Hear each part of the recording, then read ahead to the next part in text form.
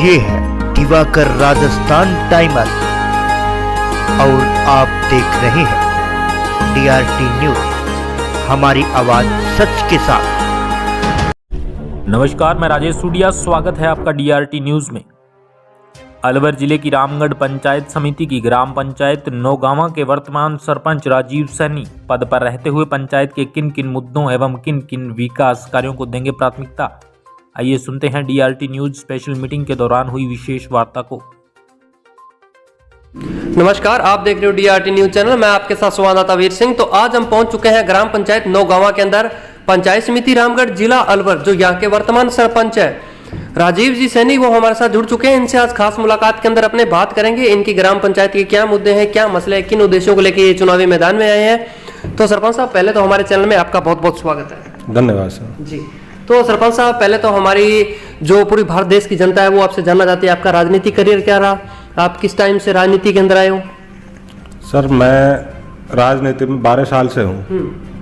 पहले मैं उप सरपंच था, 5 साल उप सरपंच रहा। इसके बाद में मेरी जो घरवाली है वो सरपंच रही थी 5 साल। अब मैं स्वयं सरपंच हूँ 2 साल से। जी सर। और विकास पे मुद्दे पे हम चुनाव लड़ते हैं और लोगों को विकास करके दिखाते हैं, जिससे लोग संतुष्ट रहते हैं हमसे। जी सर। तो सरपंच साहब, अगर अपने बात करें, ग्राम पंचायत के अंदर मुद्दे तो बहुत होते हैं। जो अहम मुद्दा है वो शिक्षा का है, और शिक्षा एक वह शेरनी का दूध है, जो पिएगा वही दहाड़ेगा। तो अपने यहाँ ग्राम पंचायत नौगांवा की बात करें तो शिक्षा का क्या स्तर है? हमारे ग्राम पंचायत नौगांव में शिक्षा के लिए पहले हमारे यहाँ पे बिल्डिंग कम थी, तो तकरीबन हमने 15-16 कमरे बनवाए। हमारा जो सरकारी स्कूल है वो 3 स्कूल एक साथ हैं, संस्कृत, बालिका विद्यालय और सीनियर। तीनों को हमने ग्राउंड में एक किया। एक करने के बाद में श्यामा प्रसाद मुखर्जी से तकरीबन 1 से 1.25 करोड़ रुपए हमने उसमें खर्च किए हैं 2 साल में। और उनको बिल्डिंग थी जो हमने उपलब्ध इतनी करा दी कि उनको आवश्यकता थी जितनी, उनकी हमने पूर्ति कर चुके हैं। इसके बाद में हमने अभी कोशिश कर रहे हैं कि हमारे यहाँ साइंस की सुविधा नहीं है। जी सर। तो हमने विधायक महोदय को भी बोला है। विधायक महोदय जल्दी से जल्दी विज्ञान संकाय खुलवाने के लिए हमको संतुष्ट किया था। जी। अब हाल ही में 2 दिन पहले हमारी जो बालिका विद्यालय थी, जी सर, उसको क्रमोन्नत हुआ है। जी। वो पहले 10वीं तक थी, अब 12वीं तक हो चुकी है वो। क्या बात है सर। और कोशिश कर रहे हैं हम शिक्षा के उद्देश्य में कि बच्चों को अच्छी से अच्छी शिक्षा मिले। जी सर। और आप स्वयं ही एक बार हमारे स्कूल में जाकर देखें और 2 साल के डेवलपमेंट को एक बार आप खुद संतुष्ट होकर देखें। जी सर। तो सर, हम देखें, जैसे कि हम आपके साथ जाएंगे, उस अपने स्कूल की कवरेज भी करेंगे। जो चीज अपने यहाँ पे बता रहे हो वो चीज जाके देखेंगे भी धरातल पे उसका क्या स्तर है। और अगर सर अपने बात करें बालिका शिक्षा की, देखा जाता है जो अपने ग्रामीण क्षेत्र है इसके अंदर बालिकाओं को काफी पीछे रखा जाता है। तो अपने यहाँ का क्या स्तर है? हमारे यहाँ का स्तर यह है कि आप वहाँ पे जाओगे, पहले हमारे उस ग्राउंड में तकरीबन 700 बच्चे थे। जी।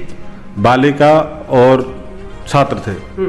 आज की डेट में वहाँ पे तकरीबन 1500 छात्र 2 साल के अंदर अंदर। जब उनका हमने डेवलपमेंट किया है, शिक्षा अच्छी मिल रही है, तो लोग प्राइवेट स्कूलों को छोड़ के सरकारी स्कूल में जा रहे हैं। और हमारे यहाँ पे 95, 98, 99% तो रिजल्ट रहता है सरकारी स्कूल का।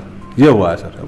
तो सरपंच साहब, अगर अपने बात करें, जिस टाइम आप चुनावी मैदान में थे, आपको ऐसी सबसे बड़ी क्या समस्या लगी जिसकी वजह से आपको चुनावी मैदान में आना पड़ा और आपने ये सोचा अगर मैं सरपंच बनता हूँ नौगांवा का, तो सबसे पहले इस पद पे आने से पहले मैं सबसे पहले इस समस्या का समाधान करूंगा? ऐसी कोई समस्या? ऐसी कोई मेरी समस्या नहीं थी। मेरा यह था कि लोगों को किसी के सामने हाथ नहीं फैलाना पड़े। उनको चाहे मैं घर जाऊं, चाहे उनके साथ मिल के लोगों को ऐसा करूं कि किसी के साथ समस्या नहीं हो, उसकी समस्या का तुरंत समाधान करने की कोशिश करता हूं और मैंने किया भी है। जी सर। जैसे कि मैं ग्राम पंचायत में निःशुल्क पट्टे वितरण कर रहा हूं। क्या बात है। PM आवास है, ज्यादा से ज्यादा लोगों को PM आवास दिला रहे हैं। जी। जो भी योजना है सबको वार्ड पंचों के, हम क्या करते हैं कि हमारी ग्राम पंचायत में वार्ड पंचों की मीटिंग बुला लेते हैं। 17 वार्ड पंचायत, हम अपने पूरे गाँव की समस्याओं को वार्ड पंचों से अवगत लेते हैं, अवगत कराते हैं वार्ड पंच हमको। अवगत कराने के बाद हम उन समस्याओं का समाधान करते हैं। जी। जिससे लोग हमसे संतुष्ट हैं। जी। आप ये जाके कस्बे में पूछ सकते हैं कि प्रत्येक व्यक्ति से कि लोग हमसे संतुष्ट हैं। जी। तो हमने सर धरातल पे, जैसे कि आप बता रहे हो कि हम कवरेज के, हम धरातल पे जाके पूछा भी, हमने ग्रामीणों से बात भी किया है। ग्रामीणों ने बढ़िया बताया कि ग्राम पंचायत की समस्या ऐसी कोई बड़ी समस्या नहीं है। तो अगर ग्राम पंचायत की वैसे समस्या बहुत सी होती है, जैसे अपने बात करें लाइट, पानी की व्यवस्था, पेयजल की समस्या, तो ऐसी कोई समस्या अपने ग्राम पंचायत में? हमारी ग्राम पंचायत में कोई समस्या नहीं है। श्यामा प्रसाद मुखर्जी से हमने मशीनरी बैंक थी हमारे किसानों के लिए फायदे के लिए हमने ट्रैक्टर प्लस उसकी बिल्डिंग का निर्माण तो हमारा तकरीबन 80% पूरा हो चुका है और हमने विज्ञप्ति जारी कर दी जिससे किसानों के लिए जुताई खेतों की फसल का वो सारा सिस्टम है वो भी हम जल्द से जल्द उसको पूरा कर देंगे। दूसरी आदमी को समस्या रहती है सड़कों की तो सड़कों का निर्माण भी तकरीबन हमने 2 करोड़ रुपए का करा चुके हैं 2 साल में। क्या बात है जी सर। उसके बाद में पेयजल की समस्या होती है। हमने श्यामा प्रसाद मुखर्जी से पेयजल के लिए तकरीबन 80 से 90 लाख रुपए स्वीकृत कराए थे। उनसे उनका परफॉर्म मांगा, उनसे समस्या पूछी कि आपकी क्या समस्या है जिससे हमारे कस्बे में पानी की व्यवस्था खराब नहीं हो। तो हमारे कस्बे में उन्होंने अपनी समस्या बताई। हमने 3 बोर नए कटवाए हैं जी सर, वो शुरू करवाए। लाइन जहाँ पे लाइन डैमेज थी वो बदलवाई है। तकरीबन 80% कार्य पीएचडी विभाग से वो पूर्ण हो चुका है जी। और लाइट के मुद्दे पे आए, अपन रोशनी के मुद्दे पे आए तो हमारा सोलर जो प्लांट है वो हम स्वीकृत करा चुके हैं। जल्दी से जल्दी हमारी कोशिश है कि उसको जल्दी से जल्दी उस प्लांट को हम लगाएं जी सर। तो सरपंच साहब अगर अपने बात करें, आप भी एक युवा सरपंच हो तो आज आपको पूरे भारत देश के युवा देख रहे हैं, तो अगर अपने बात करें नशे की प्रवृत्ति की तो आज के टाइम में नशा काफी हो गया सर, मेडिकेटेड नशा काफी है। और अगर अपने ग्राम पंचायत की बात करें तो यहाँ पे नशे का क्या स्तर है युवाओं के अंदर? नहीं, नशे का कोई स्तर नहीं है युवाओं के अंदर। हमारा जो कस्बा है बिल्कुल सुख शांति अमन चैन से है, इसमें नशे की कोई बात नहीं है जी। तो सर जैसे आज आपको पूरे भारत देश के युवा देख रहे हैं तो आप इनको क्या कहना चाहोगे नशे से दूर रहने के लिए? पूरे युवा भारत देश के नशे से दूर है। जिससे शारीरिक नुकसान होता है वो शारीरिक नुकसान से बचे, घर में लड़ाई झगड़ा होता है उससे बचे। तो मैं सारे युवाओं से अपील करता हूँ कि नशे से दूर रहें जी। तो सरपंच साहब मेरा नेक्स्ट मुद्दा रहेगा जैसे अपने कृषि पे, जो भारत देश है वो जवान और किसान पे टिका है, जो 80% आबादी वो कृषि पर निर्भर करती है। तो अपने बात करें इस बार यूरिया की काफी बड़ी किल्लत पूरे राजस्थान के अंदर देखी गई है। लंबी लंबी लाइनें देखने को मिली हैं, लोगों को खाद नहीं मिल रही थी। ग्रामीण तबके के किसान हैं वो लंबी लंबी लाइनों कतार बना के खड़े थे। यूरिया की अपने यहाँ बात करें तो नौगांवा के अंदर यूरिया की क्या स्थिति थी? यहाँ पे हमारे यहाँ पे यूरिया की स्थिति भी अच्छी रही थी। क्या था कि लोगों को कब किल्लत का सामना करना पड़ता है जी। यूरिया की जो अपनी सोसाइटी रहती है उसमें यूरिया पूर्णतः आता है जो किसानों तक पहुंचे, लेकिन कुछ लोग क्या करते हैं उसमें ब्लैक कर जाते हैं। तो हमने हमारे कस्बे के अंदर किसी को ब्लैक नहीं करने दिया। प्रत्येक व्यक्ति को लाइन लगा के आधार कार्ड से हमने उनको खाद वितरण किया। हमारे कस्बे में खाद की किल्लत नहीं रही थी यूरिया की। तो सर अपने खाद्य सुरक्षा पे बात करते हैं। जैसे कि खाद्य सुरक्षा पे काफी जगह हमने ग्राउंड रिपोर्टिंग की तो उसके अंदर क्या है, ग्रामीणों का ये कहना है कि जो हमारे राशन कार्ड के अंदर नाम नहीं जुड़ रहे, कट नहीं रहे, इसकी सबसे बड़ी कारण माना जा रहा है कि सरपंच है। लेकिन उनको आप क्या कहना चाहोगे? जैसे आज आपको पूरी आपकी ग्राम पंचायत की जनता देख रही है, पंचायत समिति की, जिले की आपको जनता देख रही है, अपने आपको भी पता है और हमें भी पता है सर जो साइड है वो जयपुर से बंद चल रही है। तो काफी लोगों का मतलब कहना यही है कि सरपंचों के द्वारा नहीं किया जा रहा, ऐसा कुछ नहीं। लोग यहीं पे आते हैं कि साहब हमारा खास सुरक्षा में नाम जलवा दो, लेकिन हम उनको इस तरीके से संतुष्ट करते हैं कि साहब ये है। एसडीएम साहब भी जब अपना प्रशासन गांव के संग कैंप लगा था तो सबसे ज्यादा लोग खास सुरक्षा के लिए आए थे। तो हमने एसडीएम साहब से वहां पे बोला मन कि साहब इनको अवगत कराओ कि खास सुरक्षा पर नाम जुड़ने का कारण, नहीं जुड़ने का कारण क्या है। इसमें क्या था कि अपने पिछले ये जो मार्च है अब चल रहा है, पिछले मार्च से अपन को केंद्र सरकार और राज्य सरकार ये कोरोना काल चला था तो इसमें डबल वो देते हैं। अनाज है जो उसको जिसको कोटा जो मिलता है उसको डबल कोटा मिलता है। तो हमारे यहाँ पे डबल कोटा मिला था। केंद्र सरकार के पास जो लिस्ट गई थी उसी के हिसाब से वो खाद्य सुरक्षा में अनाज मिल रहा है। हमने फिर अवगत कराया कि जो साइड है वो वहां से बंद है, जयपुर से साइड शुरू होगी तो तुम को कोशिश करेंगे हम और इसको ज्यादा से ज्यादा लोगों को खाद्य सुरक्षा में जोड़ेंगे जो खाद्य सुरक्षा के लायक है जी। तो राजीव जी सैनी साहब का भी यही कहना है सरपंच साहब का कि जो साइड है वो पीछे से बंद है, ग्रामीणों को परेशान होने की जरूरत नहीं है। इसकी संभावना भी है कि बहुत जल्दी नए नाम जुड़ेंगे खाद्य सुरक्षा, जो वंचित परिवार है उनको खाद्य सुरक्षा का लाभ भी मिलेगा। तो सरपंच साहब मेरा नेक्स्ट सवाल आपसे रहेगा मृत्यु भोज पे। जैसे कि अपने बात करें, जैसे अपने फर्स्ट टाइम कोरोना आया था मार्च 21 के अंदर, तो उस टाइम क्या है कोरोना के अंदर लोगों ने मृत्यु भोज काफी भी किए थे और उसके ऊपर अपने सीएम साहब और पीएम साहब ने पाबंदियां लगाई थी कि मृत्यु भोज करने, जो मृत्यु भोज करेगा उसके ऊपर बैन लगाया गया। तो अपने यहाँ के अगर बात करें तो मृत्यु भोज का क्या स्थिति है अपने नौगांवा के अंदर? मृत्यु भोज नहीं करते हैं। कोरोना काल चला था, कोरोना काल चलने के बाद में हमारा पूरा कस्बा एक हुआ जी। और जितने भी लोगों के पास खाने की सुविधा नहीं थी तो पूरे कस्बे ने इकट्ठा एक जगह उगा लिया जी। तकरीबन हर रोज कोरोना काल में हम 1000 लोगों को खाना प्रत्येक दिन बना के कस्बे के लोग और उनके घर घर पहुंचाते थे जी सर।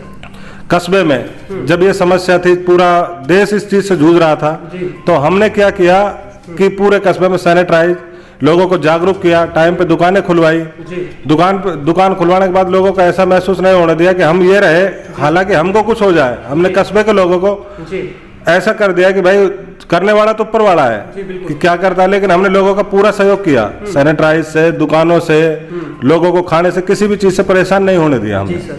तो सरपंच साहब, मेरा जैसे नेक्स्ट सवाल रहेगा कोरोना महामारी के, तो अपने पूरे वर्ल्ड के अंदर दस्तक फैला चुकी है। अगर अलवर जिले की बात करें तो ये तीसरी लहर आई थी, अलवर जिले के अंदर काफी केसेज आए थे, तो अपने यहाँ पे कोरोना महामारी का क्या स्तर है?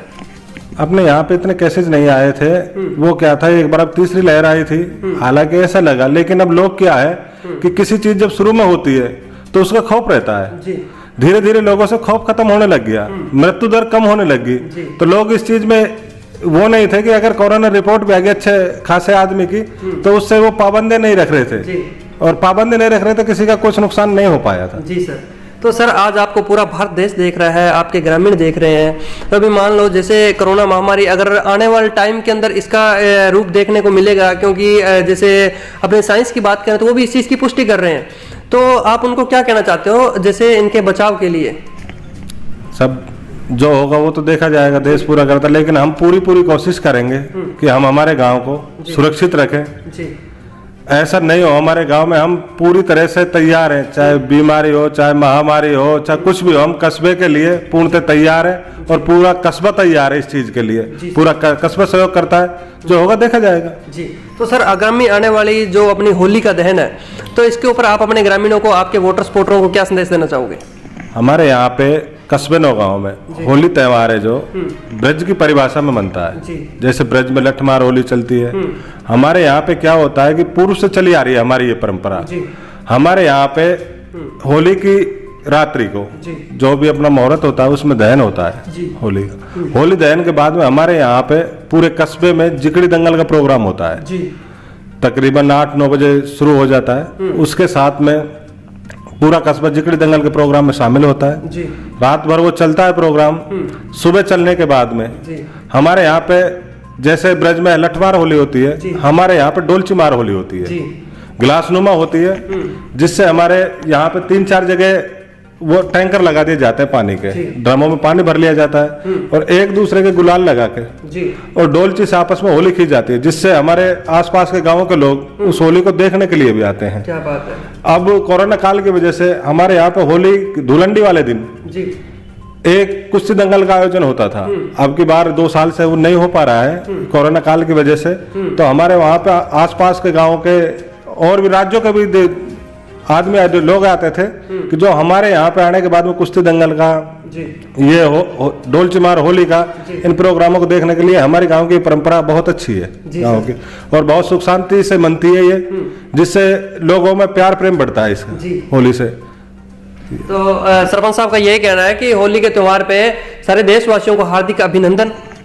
मेरा पूरे भारत देश को, मैं राजीव सैनी सरपंच ग्राम पंचायत नौगांव की ओर से होली त्योहार के पावन पर्व की बहुत बहुत हार्दिक शुभकामनाएं देता हूं। जय हिंद, जय भारत। जी, जय हिंद, जय भारत। देखते रहे DRT न्यूज चैनल। मैं आपके साथ संवाददाता वीर सिंह। सरपंच साहब, आपने हमें 10 मिनट टाइम दिया, आपका भी बहुत बहुत धन्यवाद। धन्यवाद सर। जय हिंद, जय भारत। जय